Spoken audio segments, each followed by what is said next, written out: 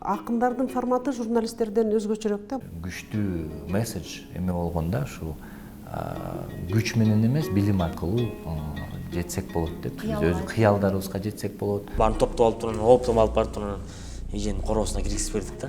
Үйүрү менен айдап барып дейт го, ошондой кылып үйүрү менен айдап. Трендтерге ылайыктап видео тартып жараттып, элдерге таратуу болду да. Анан көп ойлойт да, бул деген бейөкмөт уюм, Американыкы, анан кайрымсыз акча, анан ушуну алып, анан минтип атышат деп. Жаш балдарга, өспүрүмдөргө контент кыргыз тилинде жетишпейт деген жыйынтыкка келгенбиз. Мында кыргыз сүйлөбөй калгандан өнүкпөйт.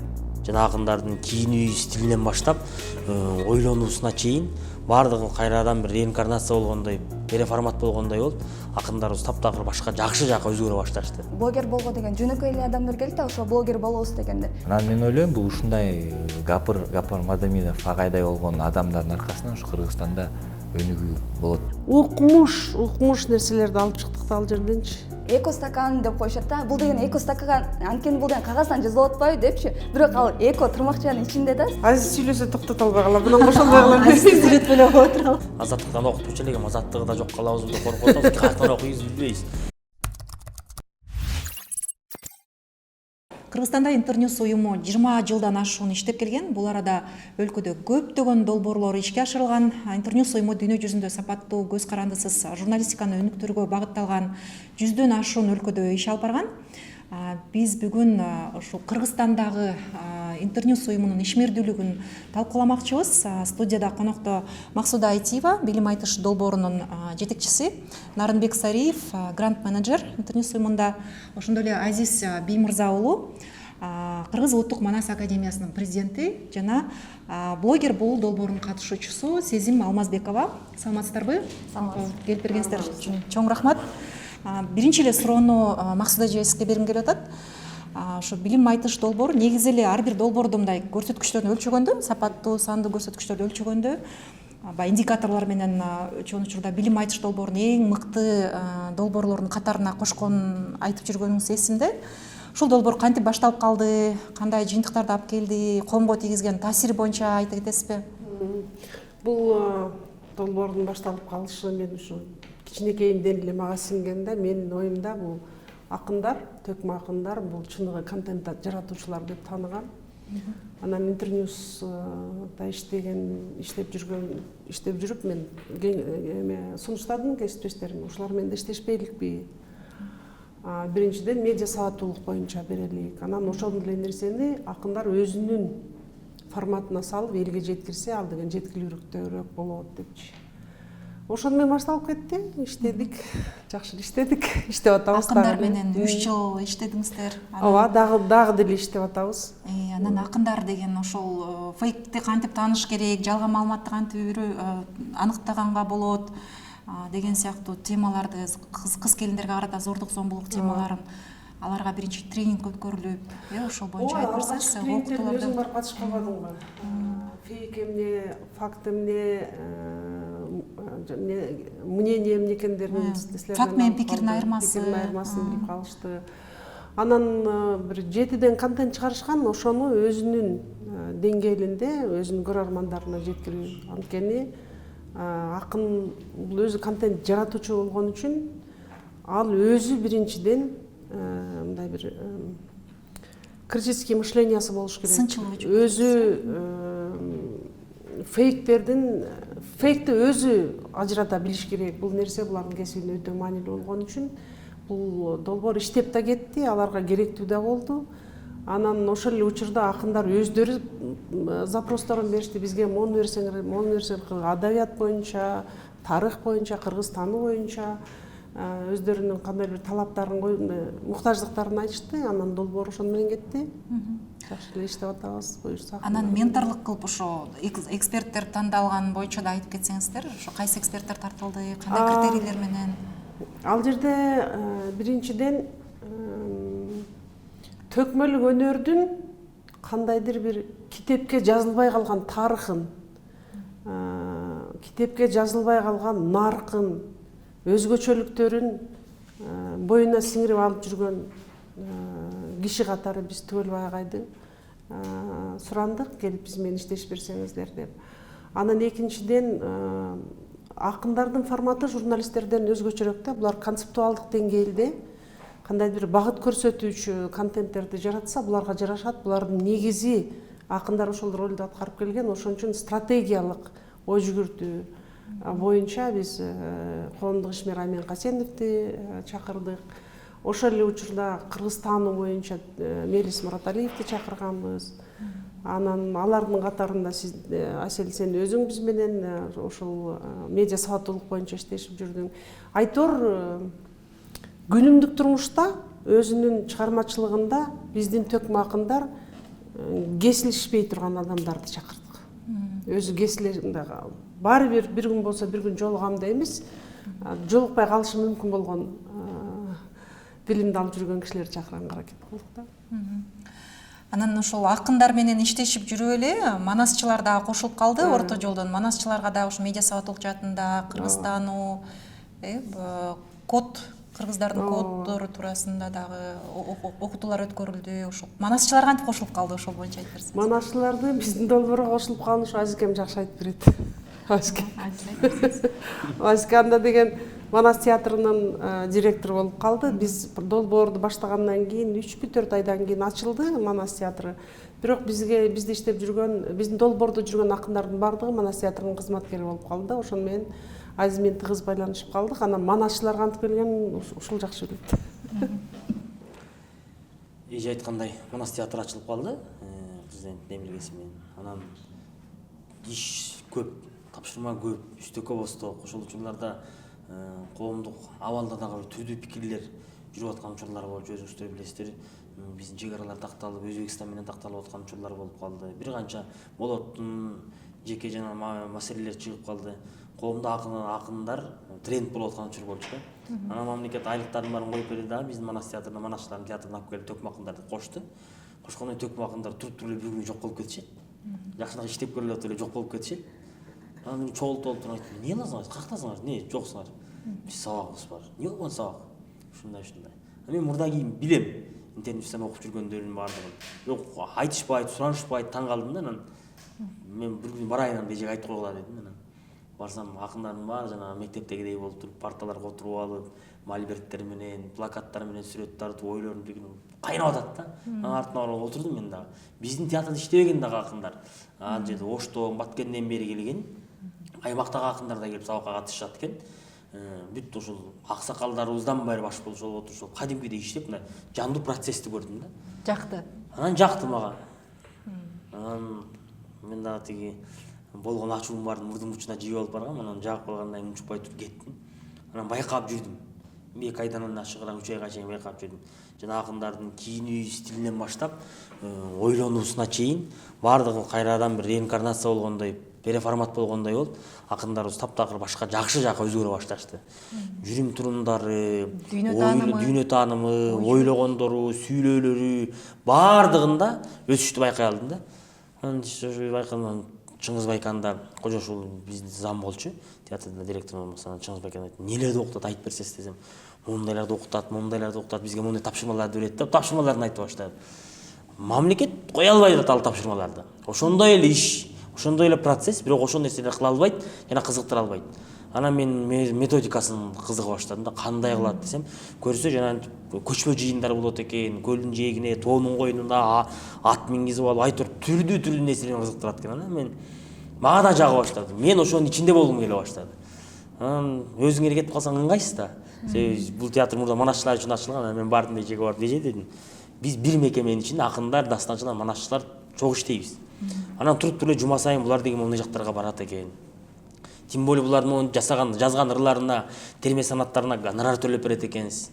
Анан кийин жүрүп эле бир күн айфондору көтөрүлүп келип калды. Каяктан? Интернеттен алдым. Анан аларына да айттым, анан мындай болбойт эже. Биздин арабызда деген өчөшүү келип атат. Манасчыларыбыз менен дастанчылар акындар өчөшө башташты. Бир мамлекет мекеменин ичинде эки жаат болгон нерсе бизге аябай ыңгайсыздык, тоскоолдук жаратып атат. Кылсаңыз манасчыларды кошосуз, кошпойсуз, биз акындарыбыздын баарын токтотобуз. Же болбосо акындар сизди тандайт, же бизди тандайт. Дей турган болсок, мен ушул нерсени күткөм, манасчылар ушуга макул дейт. Эмнеге макул эмес? Бизде момунча манасчы, момунча устат, момунча шакирт бар. Баарын топтоп алып турган, оптом алып барып турган эженин короосуна киргизип бердик да. үйірімен айдап барды дейді ғой, біз ошондой үйірімен айдап бардық. макул болуп. Макул болуптур. Анан баргандан кийин биздин манасчыларыбыз иштеп баштадык. Биз үчүн дагы жана эже башында айткандай контент, медиа сабаттуулук боюнча биринчи долбоору чоң кеминде өттү. Аябай жемиштүү болду. Ошондон манасчылар бүгүнкү күндө дагы коомдук пикир кантип калыптанат, коомдо алар актуалдуу экендигин кантип жарнамалай алат жана өздөрүнүн актуалдуулугун көрсөтө алат. Сыртта болуп аткан кибер чабуулдарга кандай туруштук берет, ушул нерселердин баардыгында биз жоон терибиз менен кайсы учурда сезе алдык. Биз жана Манасты Рыспай Исаков узакка Манас Гиннеске рекордтун коюп атканда узакка Манас айтуу нерсесинде манасчылар өздөрү ошол нерсеге тура алды. Бүгүнкү күнгө чейин өздөрүнүн өндүрүп аткан продукциясын, айтып аткан ичиндеги дүйнөсүн, текстин коомго пропаганда жасоого эркин мүмкүнчүлүктөрдү ала алды. Азыр биздин бир дагы Манасчы Республикасында бош эмес. Түрдүү жактарда же лектор болуп жүрөт, же болбосо өздөрүнүн башка бир долбоорлору бар. Ушундай нерселер менен этаптык десек дагы болот, баскычтык десек дагы болот, көтөрүлүшкө келе алды. Андан бери көчтөй келгенде мынакей биз мактаныч менен айта турган нерселерибизден биз улуу муунду манасчылар менен эмес, кичүү муунду манасчылар менен иштешүү дагы да актуалдуу экендигин сездик дагы. Кичинекей манасчыларыбыздан жаңы манасчылыкка талпынып аткан аткаруучулар эми көбүн эсе ошол аткаруучу балдарды манасчы кылып алып кетүү боюнча манасчылар мектебин түзүүнүн кайсы бир деңгээлдеги колдонмосун, анын практикасын жасап койдук. Андан тышкары ошол долбоордун алкагында Тайтор деген толук метраждуу спектакль турду. Ошол спектакль республикабыздын түштүк аймагын дээрлик бардыгын кыдырып, Баткендеги ар бир район, чек ара заставаларына чейин барып туруп коюлуп келди. Тайтор спектакли биринчи кезекте кыргыз руханият үчүн өтө маанилүү болгон. Бул Манастабыздын руху кайтып келеби, кыргызды колдойбу деп арсар ойдо турган, кыргыз эртеңки келечегин чүкөдөй калчап турган учурда Тайтору чабылып, анан жана алтын доордун ачкычын алып чыгып келатат деген саптар бар да. Ошол нерсе менен Каныкене өзү баш болуп, Чисеметейдин кыргыз каганатынын, кыргыз мамлекеттүүлүгүнүн тагдыры үчүн төлгө тарткан, төлгө кылып чапкан.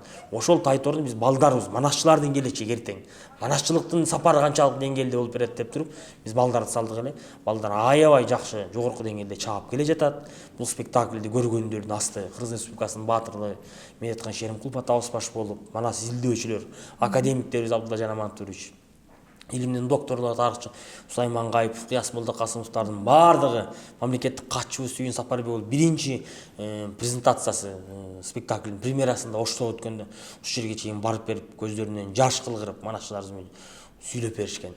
Мындай иш, мындай демилге, мындай демөөрчүлүк,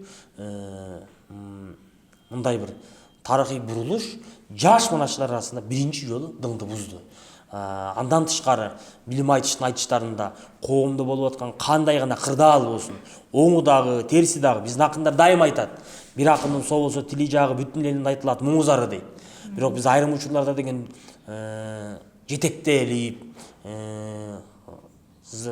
ким төлөгөн киши музыканы тандайт деген сыяктуудай акыбалдарда болуп кеткен жагдайларыбызды коомдо сындап келет да. Бирок биз ошол нерселердин баардыгына деген коом ойлогондой эле нерселер менен эмес, коомдо терс окуяларды дагы билим айтыш аркылуу айтып берип келе жатабыз. Бүгүнкү күндөгү республикалык дагы эл аралык айтыштарда дагы ушул маселелер бир көңүлдүн экинчи планында эмес, көңүлдүн чордонунда тургандыгын биздин тектеш элдердин баардыгы, кайсы элде айтыш жанры жашап аткан болсо, ушул айтышты алып жүрүүчү элдердин баардыгынын акындары биздин суверенитетибизден, демократиябызга суктануу менен мамиле кылып келатат. Ушул нерселерде биз унут болуп бара жаткан жагдайларды жандандырууга аракет алып келди да билим айтыш. Анан көп ойлойт да, бул деген бейөкмөт уюм, Американыкы, анан кайрымсыз акча, анан ушуну алып, анан минтип атышат деп. Жок, ошол айтыштын өзүнүн билим айтыштын ичиндеги жоонун ичинде дагы архаизмдерди кайрадан колдонуп чыгууга, унутта калган салттар, санат термелер, анан бүгүнкү күндө жаратмандар барбы деген тапшырмалардын баарын коюп аттык. Жөн эле бул билим айтыш ушу интернеттин берген каражатынын аркасында болуп кеткен долбоор болгон жок. Улут үчүн ал тиешелүү болгон контенттердин баардыгын берди. Канча деген термелер келип биздин кол жазмалар фондуна түштү. Бүгүнкү күндө Улуттук Илимдер Академиясынын кол жазмалар фондун байытууга билим айтыш өз салымын кошту.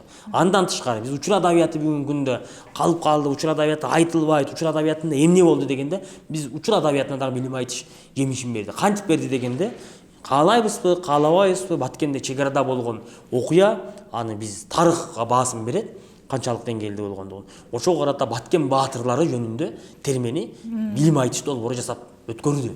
Бул дагы болсо кыргыз фольклористикасы үчүн, айтыш жанры үчүн чоң салым. Башка жак айта албай жатабы, демек ушул долбоор айтты аны.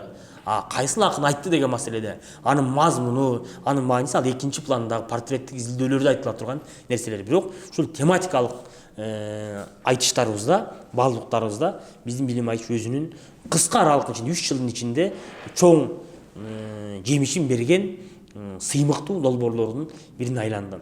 Бул долбоор эми мындан дагы уланса болмок, уланат Кудай буйрса. Бирок ошол баштапкы калыбынан жанып кетпесе деген коркунучтарыбыз бар.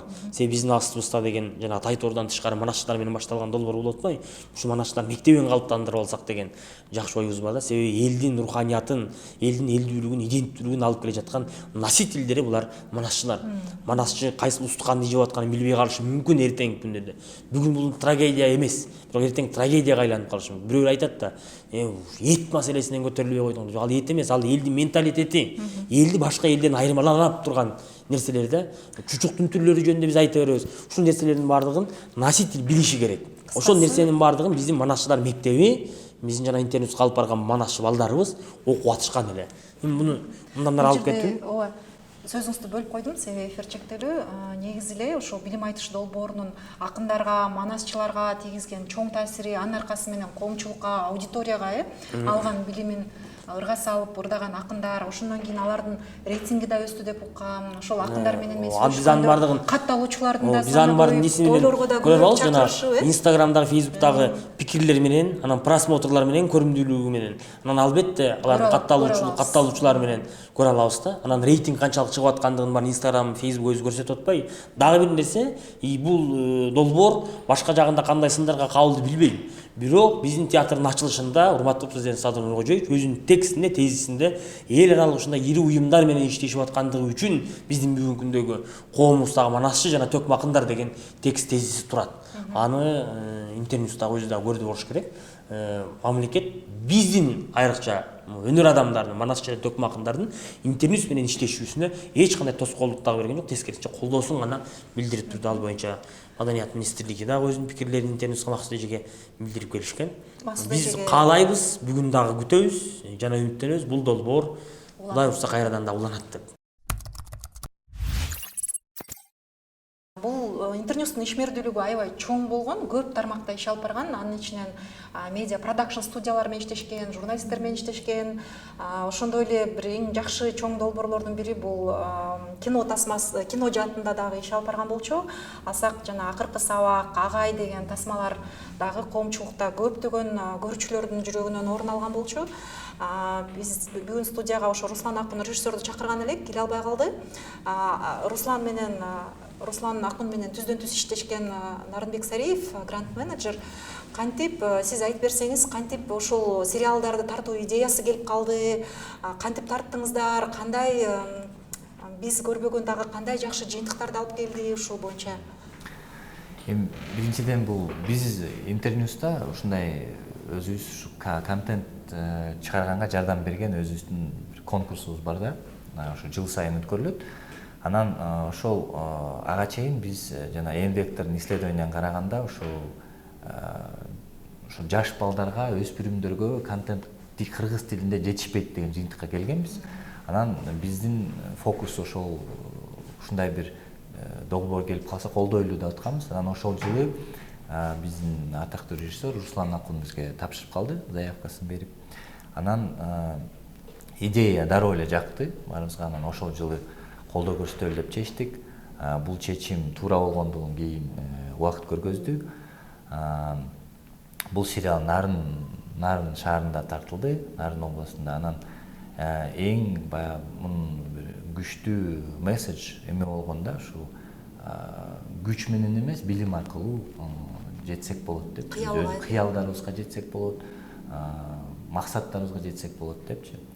Ошол анан кийин ушу YouTube'дагы просмотрлар, аудиториядан калтырылган комментарийлердин негизинде карасак, бул сериал абдан эме болгондо, ошол убакытка дал келген, ошол убакытка ошондой бир элде чоң ушундай потребность болгондо, анан Бул сериал жөнүндө айта кетсек, биз баягы Интерньюс катары биз колдоо көрсөттүк, баягы финанс жагынан, өзүбүздүн технический жагынан, консультациялар, менторлуктар колдоо көрсөттүк. Анан бирок бул Руслан Акундун өзүнүн идеясы, чыгармачылыгы да. Биз Интерньюс уюм катары эч качан эме чыгармачылыгына кийлигишпейбиз. Биз кимге колдоо көрсөтпөйлү, ал баягы контенттин ичине биз киришпейбиз да. Ошон үчүн ошол бул баягы Русландын дагы чоң аткарган жумушу десек болот. Ошол баягы акыркы сабак жөнүндө. Акыркы сабак жөнүндө айтып атасыз. Анан Агай сериалы боюнча мисалы үчүн Гапыр Мадаминовду деле буга чейин аймактагы окутуучулар, мугалимдер таанып жүргөн болсом да, Кыргызстандын деңгээлинде мынчалык дүркүрөп аты чыккан эмес деп ойлойм да. Анан ошол Агай сериалы 10 серия менен чыкты. Ошондон кийин Гапыр агайды бул жакка Бишкекке чакырышып, маектерди алып, журналисттердин да көңүл чордонунда болду. Бул агайдын эмгегин Кыргызстанга таратууда дагы ошол сериалдын ролу аябай чоң деп ойлойм да. Ошо кандай болуп калды? Бул идея менен Руслан бизге алгач кайрылганда, негизи бул биздин форматка туура келчү эмес да, туура келген эмес. Анткени биз бул баягы автобиографиялык бир тасма болуп калат го деп башында кичине күмөн болгон да, комиссия тарабынан. Анан бирок биз баягы сценарийлерди окуп көргөндөн кийин, агайдын ушундай бир историясын уккандан кийин да, кичинекей айылдан баягы кыйынчылыктарга карабастан өзүнүн мектебин негиздеп бияка келип биздин билим берүү министрлигинин лицензия алып ушул историяны укканда бардык ошол комиссия мүчөлөрү бирдеп колдоп берген да. Анан бул история действительно сиз айтып өткөндөй эме болду. Кийин ошо агайдын болгон ошо историясын бүткүл Кыргызстан тааныды да. Анан мен ойлойм, бул ушундай Гапыр Мадаминов агайдай болгон адамдардын аркасынан ушу Кыргызстанда өнүгүү болот да. Анткени бул эч бир кыйынчылыкка карабастан, финанстын жоктугуна карабастан, бул ошентип өзүнүн ойлогон максатына жетип, ушундай балдарга сабак берип, агай көрсөтө алды да, что мамлекетке эле деп отура бербей, бизде эмебиз жок, мүмкүнчүлүгү жок дебей, ушул кылса болот деп. Анан бул мындай адамдар жөнүндө менин оюмча көп тартыш керек, контенттер чыгарыш керек.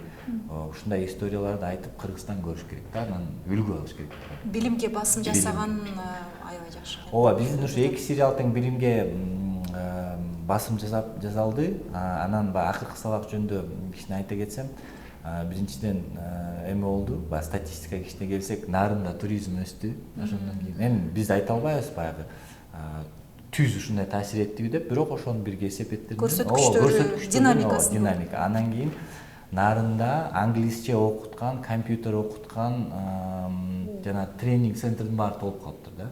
Ошол жака орун калбай калып, жаңы тренинг, то есть учебный центр, окуу центрлери ачылган да нарында ошо сериалдын эмесинен. Анан ал жерде дагы кичине баягы рэкет маселеси эмелер көрсөтүлгөн, тоже моменттер болгон. Но мындай общий картинаны алганда бул сериал ойлойм аябай положительный эффект берди. Макул, рахмат. Кийинки суроону сезим сизге бергим келип атат. Негизи Интерньюстун дагы бир чоң долбоору бул блогерлерге арналган долбоор болчу.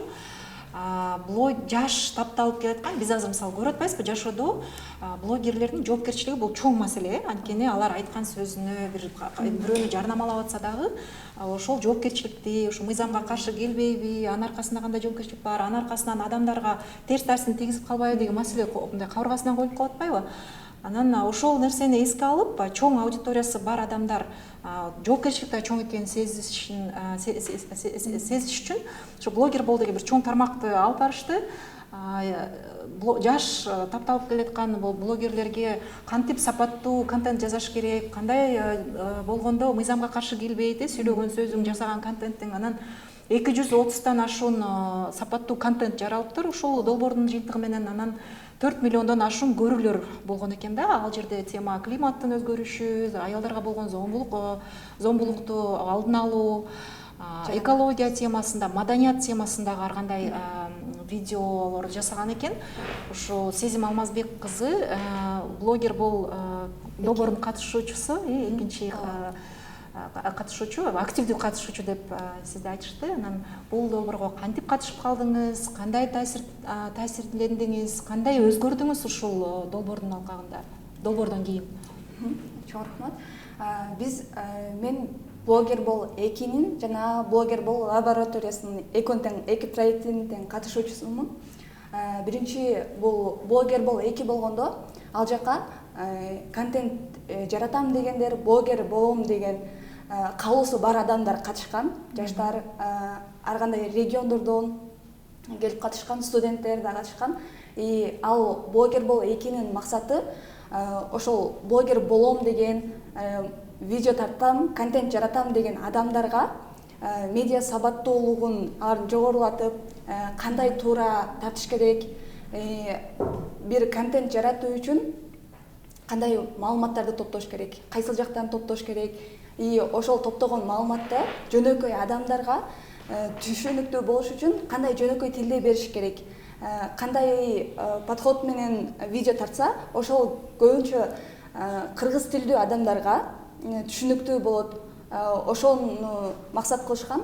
Биз ал жакта деген эң биринчи блогер бол ал жакта буткемп болгон, ал жакта 3 күн кадимкидей окуганбыз. Ошол медиа сабаттуулук боюнча билим алган болчубуз. Андан кийин биз өзүбүзгө керектүү билимдерди ала баштагандан кийин анан контент жарата баштадык. Кайсыл тармактарда ошол эле экология жаатында, гендердик теңдик боюнча, жарандык активизм боюнча. Эмне үчүн бул темалар дегенде, мисалы үчүн бул жакта манасчы төкмө акын байкелер өздөрүнүн жөнөкөй адамдарга өздөрүнүн таланттары менен, чыгармачылык менен жооп беришет да, же айткысы келген нерсени ошол өздөрүнүн тили менен айтып беришет. Андан башка да, мисалы үчүн кино көрбөгөн же болбосо дайыма эле айтышты көрбөгөн адамдар бар да, же көбүнчөсү жандай экология жаатындагы маалыматтарды жөнөкөй тилде түшүндүрүп берүүгө туура келет. Жөнөкөй тилде болгондо дагы анын кыргызчасы көбүнчө азыр кыргыз тили да актуалдуу болуп баштады го. Анан мисалы үчүн орус тилдүү блогерлер көп, өздөрүнүн блогторун немесин орус тилинде алып барышат. Бирок кыргыз тилине келгенде бул жакта уже аксап калат да. Ошол үчүн интервьюсунун да максаты кыргыз тилдүү блогерлерди жаратуу болчу. Анан мен ойлойм ошол максатына жетти депчи. Биз деген эң жөнөкөй ошол жакта деген блогер болго деген жөнөкөй эле адамдар келди да, ошо блогер болобуз дегенде. Эң биринчи биз эмне сабак алдык? Кандай, мисалы үчүн мамлекетте курч кырдаал болсун, кандай маселе жаралса, жөн эле окуп өтүп кетпей же максимум лайк басып комментарий жазып койбой, үн катыш керек экенин үйрөттү да. Кандай үн катыш керек? Сен 2-3 жактан маалыматтар топтоп алып, анан өзүңдүн субъективдүү оюңду башка адамдарга да пайдалуу болсун үчүн кандай туура, так мындай кыска болсун же болбосо ошол эле убакта трендтерге ылайыктап видео тартып жаратып элдерге таратуу болду да. Мындайча айтканда, коомдогу актуалдуу маселелерди жөнөкөй адамдарга жөнөкөй тилде жеткирүү болду. Сиздин ошондо жасаган канча видео тарттыңыз ушул долбоордун алкагында? 10-20дан ашык болду. Себеби блогер бол 2де биз анда жумасына бир жолу видео жүктөчүбүз. Ал 2 айга созулган. Андан кийинки лаборатория бул 4-5 айга созулду. Жума сайын контент жаратчубуз. Ошондо эң көп көрүлгөн материалыңыз кайсы болду? Анан кайсы темада болду? Мен башында бул немеге блогер бол 2 проектисине катышканда эле экология тармагын тандап алган болчумун. Өзүм жаңы чыгып келаткан эко-блогермин. Мен көбүнчө экологияда кандай өзгөрүүлөр болуп жатат, кандай маселелер бар, ошолорду көтөрүп чыкчумун. Жана TikTok'то, Instagram'да көп көрүү топтогон, талкуу жараткан видео бул болсо биздин кофеканалардагы желим бир жолку колдонуучу стакандары болчу. Анын деген мен эксперимент кылып тарткам. 10дон ашык кофеканаларга барып, эгерде мен өзүмдүн термокружка менен, өзүмдүн идишим менен келсем, сиздерде кофеге деген скидка болобу деп сурагам. Тилекке каршы ошол жакта 10дон ашык кофеканадан сурагам. Тилекке каршы бирөөндө эле 10% скидка болчу да. Бул видеонун максаты, мисалы үчүн кофеканаларда бир стакан кофе алыш үчүн анын баасында ошол эле кофенин сүттүн баасы и ошол идишинин баасы да кошулат. Эгерде мен өзүмдүн идишим менен баратсам, анда жок дегенде мага кандайдыр бир арзандатуу болуп, ошол өзүнүн баасындагы ошол идиштин баасы кемитилип бериш керек да. Негизи эсеп ошондой. Эсеп боюнча ошондой. Бирок эмнегедир экологияга кам көргөн жерлерде ушул болуш керек, ушундай болуш керек. Ооба, анткени элестетиңиз, ал аны деген эме деп коюшат, эко стакан деп коюшат да. Бул деген эко стакан, анткени бул деген кагаздан жасалып атпайбы депчи. Бирок ал эко тырмакчанын ичинде да, себеби ошол кагаздан жасалган стакандын ичинде кайра бир желим бир кичинекей жука пакет болот. Ал кайра эко стакан, ошол кайра иштетилбейт. Ал демек эко эмес. Аны деген мисалы үчүн бир эле жолу ичесиң, бир жолу эле колдоносуң, андан кийин ал уже таштандыга кетип калат. Таштандыга ошондой стакандар бир эле жолу кетип калат. Бишкекте эле андай кофеканалардан канча бар да, ошондо күнүнө канча стакан кайра иштетилбей эле таштандыга ташталып кетип атат. Ошол маселени көтөргүм келген. Жана бардык жөнөкөй адамдар же болбосо кофе сүйүүчүлөр кофеканаларга өздөрүнүн идиши менен барып кофе куйдуруп алса, ошондон стимул алса деген максатта жараткан болчумун. Ошол видеом көбүнчө элдерге талкуу жаратып, эмне үчүн скидка болбойт, же болбосо эмне үчүн бербей коюшкан, эмне үчүн мындай саясат деп көп талкуу жараткан видеом ошол болгон. Демек, блогер бул долбоорунун башкы максаты коомдогу орчундуу, көйгөйлүү маселелерди жөнөкөй тилде социалдык тармактарга ыңгайлаштырып, Коомдун өкүлү катары. Коомдун өкүлү катары блогерлердин тилинде, жөнөкөй тилде жөн эле бир мааниси жок контент жарата бербей, ошол маанилүү адамдарга керектүү болгон экология темасында контент жасоо экен да. Ооба. Мисалы үчүн эмне үчүн жөнөкөй тилде деп неме ошого басым жасап атат. Мисалы үчүн мындай да, азыр биздин баарыбыз тең соц тармактар жашоосунун бир бөлүгү болуп калды го. Ал жактан сен мындай көңүл ачуучу нерселерди көрсөң болот, ошол эле учурда маалыматты алсаң болот. Ошондой эле маалымат агымын биз болгону кыргыз тилдүү адамдарга так түшүнүктүү жөнөкөй тилде аларга дагы бир маалымат берели, учурдагы ошол орчундуу маселелерден аларды дагы мындай маалымат берип, аларда да ошол маалыматы болсун деген максатта. Мен ойлойм, блогер бул өзүнүн максатына жетти депчи. Мисалы үчүн менин кейсимде эмес, башка бир эженин кейсин айтып берейин. Бул Дилбар эже Дибидеди деп. Ал дагы блогер лабораториясына катышкан болчу. Өзү мугалим. Ал болсо деген ошол мугалим менен окуучунун ортосунда кандай көйгөйлөр бар, окуучулар эмнеден аксайт, ошолордун маселесин көтөрүп чыккан болчу да. Анын дагы видеолору өзүнүн максатына жетти, аябай көп көрүү топтоду. Эженин мен баракчасын аябай карап турам да, бат-баттанчы. Ал жакка чындап окуучулар ал эжеге менен аябай жакын сүйлөшүп ушинтишет да. Ошол блогер болуп да окугандан кийин ал башка бир айылга барып сабак берет да. Ошол өзүнүн окуучуларына блогер болудан алган сабагын, билимдерин аларга дагы өтүп берген да. Өтүптүр. Алар өздөрүнүн баракчасын ачып, жаңы контент жаратышат да. Ал жактагы окуучулардын жараткан контенттери да азыр аябай көп көрүү топтоп элдин арасына же өздөрүнүн окуучуларынын арасына жайылып атат. Рахмат Сезим, мен өзүм журналист болгон үчүн Кыргызстандагы Интерньюс уюмунун кыргыз журналистикасына тийгизген таасири жөнүндө айткым келип атат. Бул жерде иликтөөчү журналистика долбоорунун алкагында 5 жыл болгон трак долбоору. Ал долбоордун алкагында ондогон журналисттер окутулган жана ондогон иликтөөлөр чыгарылган.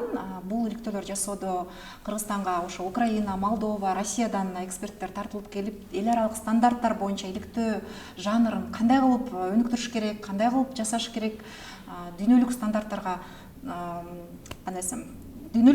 ылайык болгон контентти жасоо боюнча дагы ушундай тренингдер өткөрүлгөн. Анын жыйынтыгы менен айрым материалдар, ошо иликтөөчү журналисттердин материалдары Улан Негизбаев атындагы сыйлыкка да татыган болчу. Мындан тышкары дата журналистика деп коет, бул чоң массив, чоң маалыматты анализдеп, сарисеп салып, анан анын жыйынтыгында дагы маанилүү контент жасоодо дагы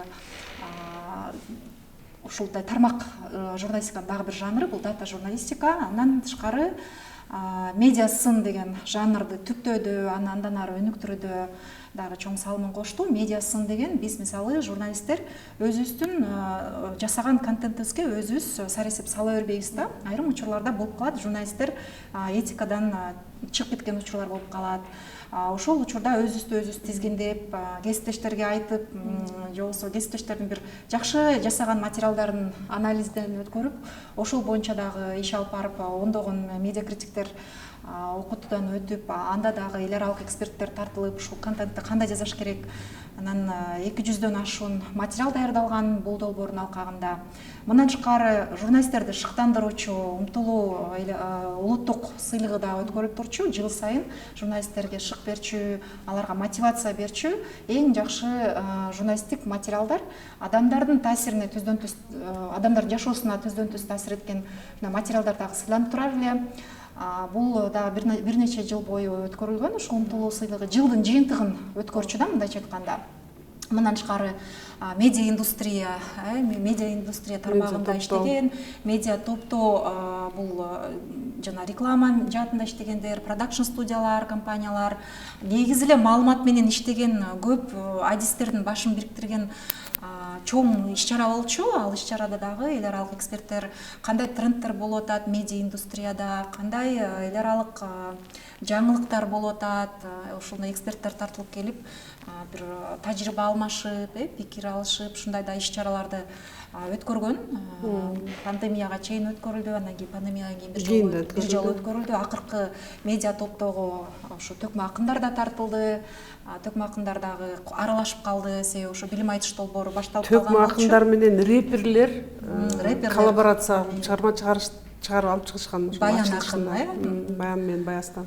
Ошол акындарга дагы кайтып келгим келип атат. Акындар айтып калды, жана катталуучуларым көбөйдү, тойлорго көбүрөөк чакырып калды. Мен ошо билем 2022-жылы февраль айында жаңы башталып атканда, ошо төкмөлүк өнөр мындай жоголуп бараткандай, адамдар укпай калгандай, бир кандай десем, азыркыдай бир азыр аябай көп көрүлүп атпайбы, акындардын YouTube каналдары дагы өнүктү да, ал кезде анчалык эмес болчу. Анан тойлорго да чакырышып алардычы, баягы жар-жарды дагы айтып калышпадыбы акындарчы? Буга чейин акындарды көп, анчейин көп тартылчу эмес да жар-жар айтканга, Максут эже.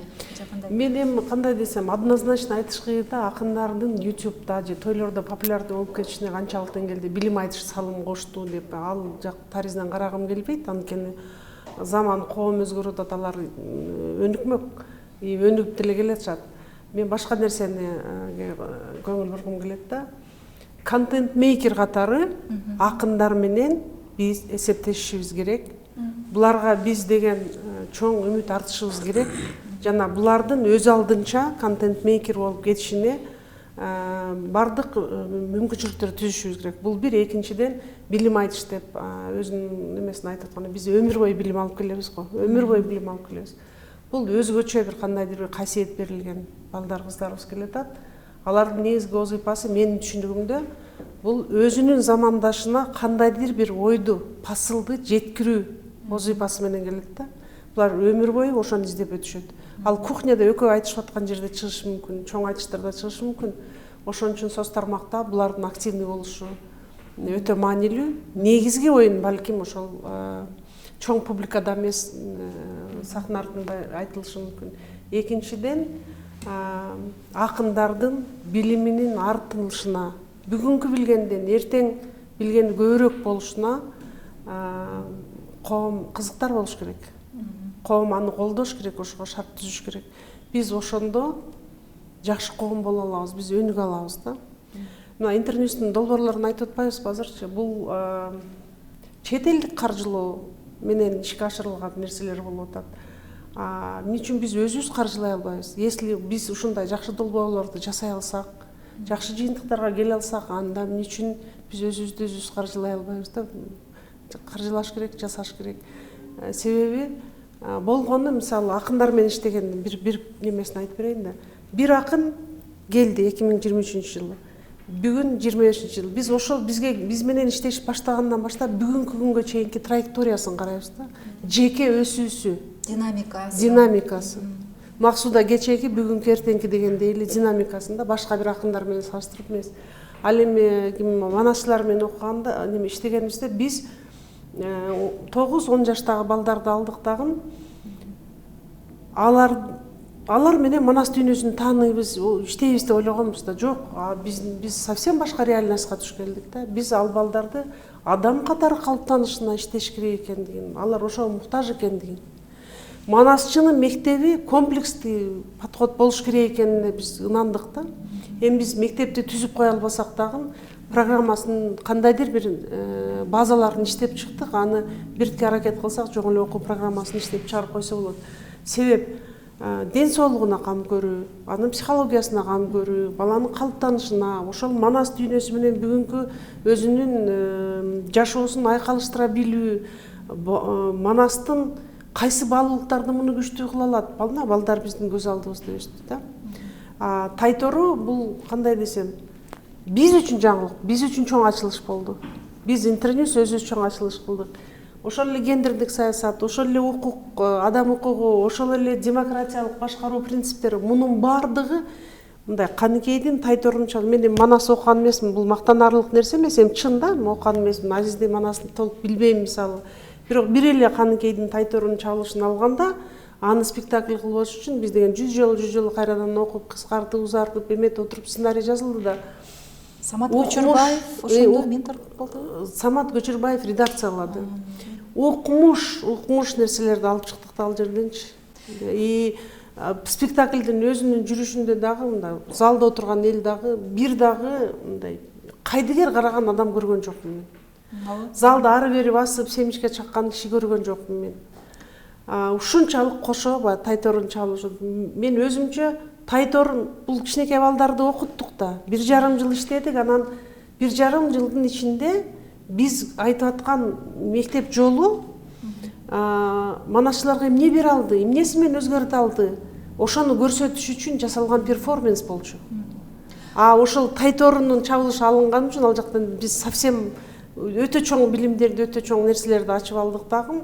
И бүгүнкү күндө ушу Тайтор ушинтип чыга келди да. Негизгиси бир эле журналистика.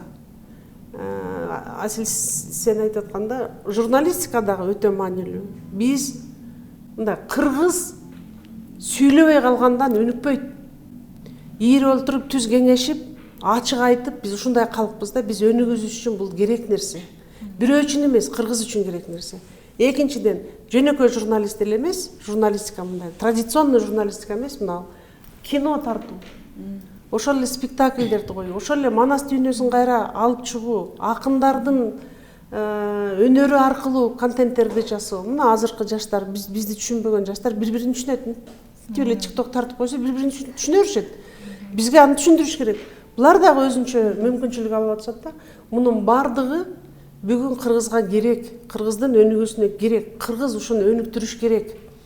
Бул бир эле долбоордун алкагында эмес, жалпы мамлекеттик деңгээлде, жалпы страновой деңгээлде муну өрүктүрө турган нерсе экендигин биздин практика көрсөтүп койду. Ошол сөзүңүзгө аралжы Тайтору спектаклин болгондо мен Баткенде иш чара менен барып калдым, ошол күнү коюлуп. Баткенде көрдүңүз? Баткенде өзүмүз иш сапар менен барып калып эле анан ошол жактан көрүп калдым. Сиз айткандай жана залда окуучуларга коюлуп аткан экен, мектептин аймагында, залында. Анан ошол жерден балдар көзүнө жаш алып, мен кыргыз болуп жаралганыма сүйүнөм деп, ушундай бир рефлексия кылганда аябай жакшы каалоо тилектерин айтышты ушу уюштуруучуларга. Андан тышкары Тайторунун билем төкмө акындарды кошуп, мындай салттуу, кандай десем, салттуу манас айткандай эмес, аны ошо заманбап кылып, замандын шартына ыңгайлаштырып, ошо Азиз айтып берсеңиз. Ал бизде мен кошумчалап кетейин да ушул жерде. Азиз сүйлөсө токтото албай калам, мына кошолбой калам. манастын тили менен, эпикалык тил менен айтканда, мисалы менин современниктерим, менин кыргыз тилим ошону толук кандуу сиңирип алууга мүмкүнчүлүк түзбөйт экен мага. Менин тилим ушунчалык жакыр кыргыз тили экен, мага жете бербейт экен. А бул тайтору эмнени көрсөттү? Жөнөкөйлөдү. Бир жерде музыкалаштырып, бир жерде драмалык, бир жерде кара сөз менен анан манасчыларды айтканда, анан мага жетип атат да. Бул айласыздын иши болду. Бул биринчиден, экинчиден бул все-таки кыргыздын чыныгы театры да. Театр одного актера. Бул театр одного актера деп Саякбайды отуруп алып адамдар жаан жааса суткалап угуптур деп угабыз го. Ошондой эле болду биринчиден. Бирок ошол эле учурда мындай чоң сахнада музыкасы менен, свети менен эмес. Любой мектепке барып, жайлоого барып деле мынтип шалчаң жая салып көрсөтө бере турган спектакль болду. Дем анын манас жагынан дүйнөсүн азыркем айтып берет. Негизи биз үчүн бул дагы чоң табылга болду да. Манасты каза турган болсок, мына ошол жерде бири-бирибизди кантип малашып жашайбыз, кантип башкарабыз, кантип билим беребиз, кызыбыз кандай болушу керек, уулубуз кандай, ушунун баардыгы ошонун ичинде жаткан кенч экен. Бирөөгө бир кашык көтөрүп бир нерсе сурап бара турган эмес, бүтүн баары бизде экен да. Энциклопедия деп айтылат бир, чоң. Жалпы адамзатка бир эле бизге эмес да. Жаябай жакшы айтып атпайбы? Биз заманбап тил менен берүүгө аракет кылдык. Манастын өзүнүн классикалык тилин бүгүнкү кыргыз түшүнбөй калды го. Азыр кыргыз менен кыргыз сүйлөшүп отурууга тил меч керек болуп калган учур. Саякбай атабыз да ушундай мүмкүнчүлүктөрдү пайдаланган. Элдин баары Саякбай атабыздын 6 мүнөттө тайтордун чапканы бар го жана ушунчалык Түгөлбай Казакбай агайыбыздын айтканы бар да, Саякбай Каралаевдин ушул тайтордун чапканын музыканын тили менен айтып берүү мүмкүн эмес, буга нота жок депчи. Ал космикалык бөлөк бир дүйнөдөн келип аткан нагыз жана манасчылыктын баардык критерийлерине жооп берген, талаптарына. Ыйык десе ыйык, туюк десе туюк, башка бир дүйнөдөгү болуп аткан кайып каскаганан деп коет кыргызча бир сөз менен айтканда. Ошо кайып каскаганан дарып аткан процессинен мындай келген учурда Саякбай ата деле биз сыяктуу, өз замандаштары сыяктуу манас айтышкан. Бирок жанагы тайторуну ал ушунчалык деңгээлде иштеп чыккан да. Ал жан дилинде күйүп аткан Семетейдин тагдырына, Семетейдин тагдыры менен кыргыз мамлекеттүүлүгүнүн тагдырына, элдин эртеңине болуп аткан жалын күйүп аткан өрт туман ошол окуя аркылуу берип атат. Бирок угармандар айтат экен да, Сакең манасты ыры менен айткандан көрө кара сөз менен айтса таң көрдү дейт экен. Анан ошондо жандалар айтат, Саке, сен кара сөз менен манас айтып атканда, манастын ыры менен айтып аткандан бөлөк айтасың, сенден ашкан чечен барбы десе, айтып атат, экөө бар дейт. Мен үчүнчүсү ким десе, биринчиси Тыныбектин Актаны, экинчиси Абыбездин Муктары дейт. Тыныбектин Актаны деп аткан Актан атабыз кадим комузчу дастанчы. Абыбездин Муктары деген Муктар Абыбез. Демек ушунчалык деңгээлде сөздүн кору болгон да. Эми бүгүн дагы коом кандай манасты талап кылып аткан болсо, угарманга жараша манастын жаңы формасы десек дагы болот. Сүйлөп болсо сүйлөп, ырдап болсо ырдап, чыбык минип болсо чыбык минип, ошол балдардын тилинде манастын жаңы бир пропагандасын тайтор жүргүзүп бара жатат. Ал жерде бир гана манастын тексти эле эмес, жөнөкөй бытовой турмуштун дагы күнүмдүк турмуш тиричиликтин тексттери кездешет. Аны ойлош мүмкүн да. Бул эмне жүрөт манаста деп. Ал манаска керек. Эмне үчүн дегенде, бүгүн ошончолук деңгээлде ойлонуп аткан дагы биздин аудиториялар бар. Ошол аудиторияларды жана макалдагыдай Сулайман тоо корбаса тоо Сулайманга келиптир дегендей, манас укканга келбей жаткандарга манасчы өзү барып манас момундай уккула деген чакырыктарды таштап атат. Ошол тайтордун ыкмасы менен ошол аудиториянын баарын алып келип ала турган болсок, анан кийин биздин жанагы архаизми, историзми баардыгы камтылган манастын классикалык варианттарын сунуп берүүгө коомду даярдоонун биринчи башатына бул тайтор туруп берди. Андан тышкары бул ошол эле катмарга экен деп ойлошу дагы мүмкүн. Азыр биздин сөзүбүздү маегибизди угуп аткандарчы. Жок, ал жерде жанагы биздин улуттук коддор жөнүндө дагы айтылып атат. Анын баардыгын жанагы эки манасчы Кулмат агай менен Самат агай, анан Каникейдин образын аткарып аткан эже, ак кыз ушул тексттердин ичинде бүт баары жүрүп атат. Биздин бүгүнкү күндөгү мамлекеттин идеологиясынын негизги өзөгүнө арналган кыргыз жана концепциянын ичинде салттуу ислам деген түшүнүк жүрүп атпайбы? Азыр молдолорубуз да жума хутбаларда, кечкисин тараа намаздардын баарын айтып атат. Ошол жердеги айтылып аткан маселелер бар тайтордун ичинде бар. Кийим кийүү, элдик маданият, нарық насил, оңғы жол деген нәрселердің бардығын мындан 1,5 жыл мурда Тайтору билинбей иштеп коюптур. Бунун өзү дагы мындай бир нары сакралдуу, бери символикалуу көрүнүш болуп калып атат да. Тайтору көп функционалдуу, ошол учурда комплекстүү спектакльдерибиздин бири.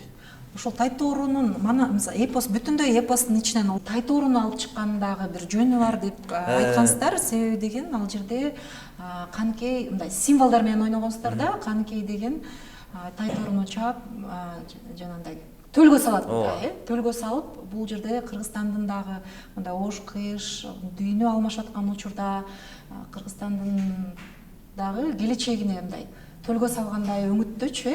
Дүйнө таптакыр бардык жагынан өзгөрүп баратат го азыр. Күн сайын турсаң жаңы жаңылык да. Азаттыктан окутучу элегем, азаттыгы да жок калабызбы деп коркуп атабыз. Каяктан окуйбуз билбейбиз. Себеби биздин өзүбүздүн ата мекендик медиа анчалык деңгээлдеги мындай алкакталып жазбай жатат. Терең дагы алкак да, эми бир сөз менен айтканда.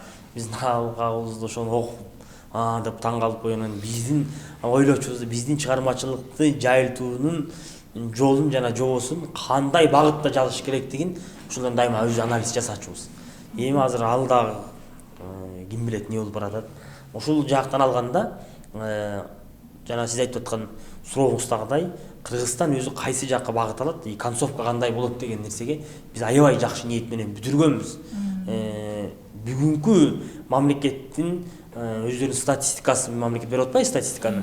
Монунча процентке мындай болду, ИДП өстү, мындай болуп баратабы, статистика мындай деп аткан нерселердин бардыгын ушул Тайтордун ичинде камтыдык. Ал жанагы текстте турат, алтын доордун ачкычын Тайтор алып чыгып баратат деп. Демек, кандай дүйнө өзгөрсө дагы, ошол өзгөргөн дүйнөнүн ичинде дагы Кыргызстан бүгүнкүдөй улуттук мүнөз, улуттук дух, биз Манастын татыктуу урпагыбыз деген сыймык менен турарлыгы жөнүндө Кыргызстан өзүн мындай бир патент дейбизби, биз дейбизби, бекемдеди дейбизби, ушундай нерсе менен сакральный понятие, түшүнүк менен Тайтордо берген. Кудай буйрса ошондой болот деп биз ишенебиз. Себеби Манас кылымдардан бери көчтү, доорунан бери Кыргыз ушундай сактап келди жана сактай берет. Бул Тайторуну эмне үчүн именно Тайторунун чалышын алабыз деп биз көп талкууландык да, көп талкуу болду эксперттер менен, кайсы жерин алабыз деп. Муну өзүнчө бир негизи эле Саякбай атанын вариантында мындай күчтүү жакшы сакталып калган сонун берилген бөлүгү болуп атат да, Тайторунун чалышычы. Мен жеке өзүмдүн булар мисалы манасчылардын кабылдоосу өзүнчө, менин кабылдоом өзүнчө да, мен буларчалык терең түшүнө албасам да өзүмчө чечмелеген жактарым бар да, мындай өзүмө түшүнүп алган. Тайторунун алышынын себеби бул жерде кечеги тарых эле эмес да, бул жерде келечек дагы бар да. Ошону мындай параллелдеп кылып келгенде, жана 600 аттын ичинен 300 атка келип атат, анан 60 ат, анан 12. Ошол 12 менен 6-чы аттын арасында жүргөн учурубуз да азыр биздинчи. Мисалы, мул финишке келерде 3-чү ат Араптын аты болобу? Ооба. Араптын аты менен Тайтору эме кылып келип, үзөңгүлөш келип атат да, кулактары тийишип деген жерлери бар го. Себеп менин түшүнүгүмдө мисалы мына ислам менен кыргыздын дүйнө таанымынын азыр бири-бирине мындай кандайдыр шайкеш келиши керек, кантип сосуществовать этет.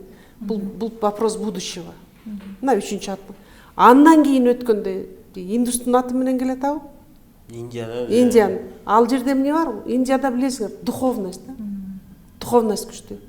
Кыргыз материалдык байлыкка көп кызыгып кеткен учурубузда биз ошол эгерде биз деген духовный байлыкка кайта алсак деген биз ошондон өтө алабыз депчи. А биринчи ат акыркы ат менен келет экен. Атемир беле? Атемир. Атемир деген эмне? Темир бул искусственный интеллект. Это технология. А значит, кыргыз дүйнөсү мына технология өтө өнүгүп кеткенде дагы искусственный интеллект башкарып калабы бизди. Андан бизди эмне сактап калат?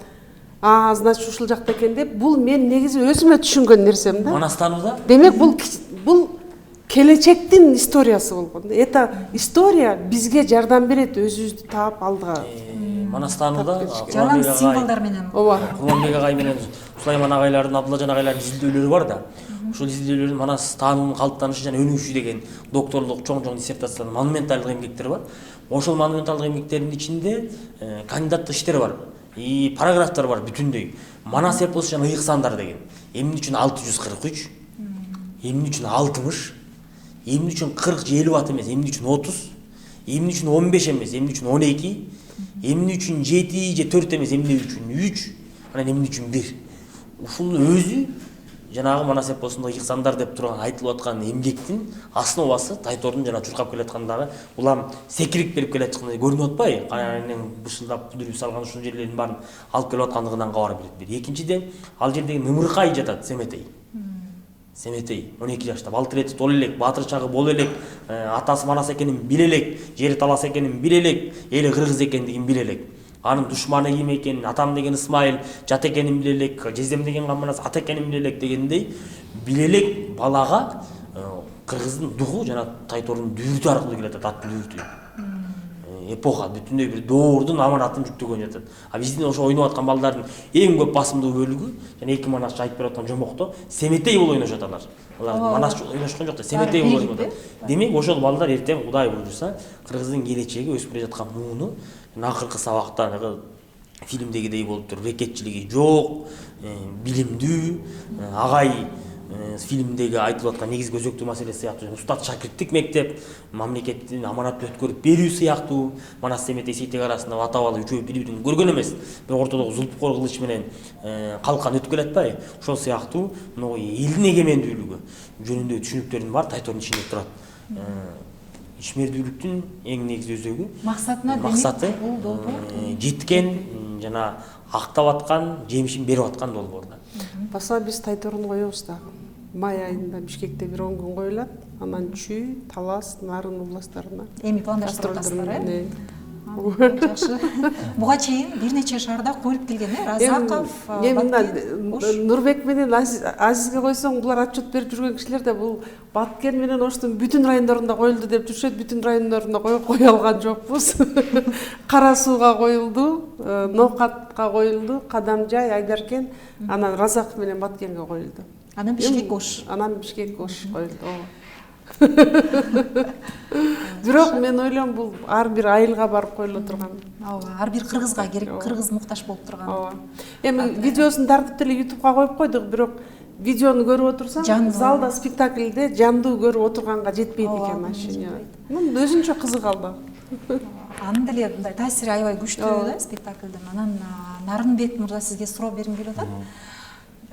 Эң башкы месседжди, мисалы үчүн, билим окугула, рекетчилик менен алектенбей окусаңар ушундай ийгиликке жетесиңер, билимге басым жасагыла деген месседжди таратууда кинонун таасири канчалык коомчулукка жеткирүүдөчү? Эми азыр биз айтып өткөндөр коом чын эле баягы өзгөрүп атат да. Анан ушу видео контент аркылуу эң эффективдүү ушу жолу деп ойлойм да. Анткени карасаңыздар, уже просмотрлар биринчи жумада эле уже 1 миллионго жакындап калды да, ар бир серия. Азыр караганда 3,5-4 миллионго жакын да. Общий совокупность алганда бир 40 миллиондон ашып калса керек да. Анан бул бизде гана эмес, Казакстанда да көрүнөт да, эң көрүнүyor да.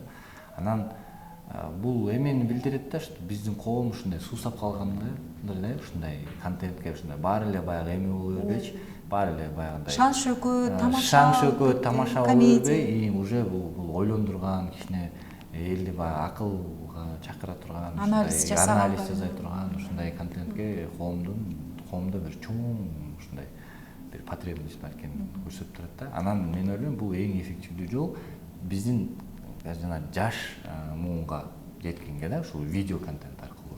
Анан ошол тасмада тартылган актерлор да жылдыз болуп кетишип болду, ошол жылдызы жанып, тасманын аркасында. Бул деген Русландын ушундай бир методикасы бар. Бул жаңы жаңы чыгып келаткан актерлорго ушундай бир трамплин берет Руслан. Кинолорун карап көрсөк, көп кинолорунда бул баягы уже атактуу актерлор чакырбай, ошо жаңы чыгып келаткандарга да аябай колдоо көрсөтөт да. Ооба, ошол кинодон кийин карасак, мисалы жана Урматтын ролун ойногон андан кийин көп кинолорго тартылып кетти. Жана Айба деген ролдо башка нелерге тартылып атат. Ушундай чоң платформада, чоң инфлюенсерлер да, чоң платформа болуп берди. Көп кишинин, мисалы, мен эмнеге сүйүндүм, анткени биз жана фан встреча кылганда Руслан мындай бир сөз бар болчу да, мен Хабибден ашам депчи, мен ошо Хабибке ушунча чогулуп атышат. Анткени Хабиб келген билесиңер, жанагы Бишкек паркта болду эле, Бишкек парк толуп калган да астычы. Анан биз фан акыркы сабактын фан встречасы болгондо андан да көп адам Дордой плазада болду. Дордой экинчи этажынан бери толду да. Жаштар. Жаштар келди, ошондо жаштар ар кандай возрасттагы кишилер келди. Колдоо аябай чоң болду да. Ошон үчүн баягы жалаң эле кара күч, мушташ жана азыр ММА отат ошого эле кызыкпай биздин жаштар ошо билим алганга да кызыксын деген максатына жетти деп ойлойм. Биз бүгүн Кыргызстандагы Интерньюз уюмунун ишмердүүлүгүн аткарып келген долбоорлорун талкууладык. Негизи бул 20 жылдан ашуун убакытта Интерньюз уюму Кыргызстандагы 314 медиа уюм менен иштешкен экен. Андан тышкары бул долбоорлордун алкагында 5000ден ашуун түрдүү контент даярдалган экен. Жалпы жонунан 2,5 журналист жана контент мейкер окутуулардан, тренингтерден өткөрүлгөн экен. Ошондой эле жергиликтүү жана эл аралык аудиторияны кошкондо ошол контентти 40 миллиондон ашуун адам көргөн экен. Бизде бүгүн конокто билим айтыш долбоорунун жетекчиси Максуда Айтиева болду, грант менеджер Нарынбек Сариев, Кыргыз улуттук Манас академиясынын президенти Азиз Бимырза уулу жана ошондой эле блогер бул долбоорунун катышуучусу Сезим Алмазбекова болду. Сиздерге келип бергениңиздерге чоң рахмат.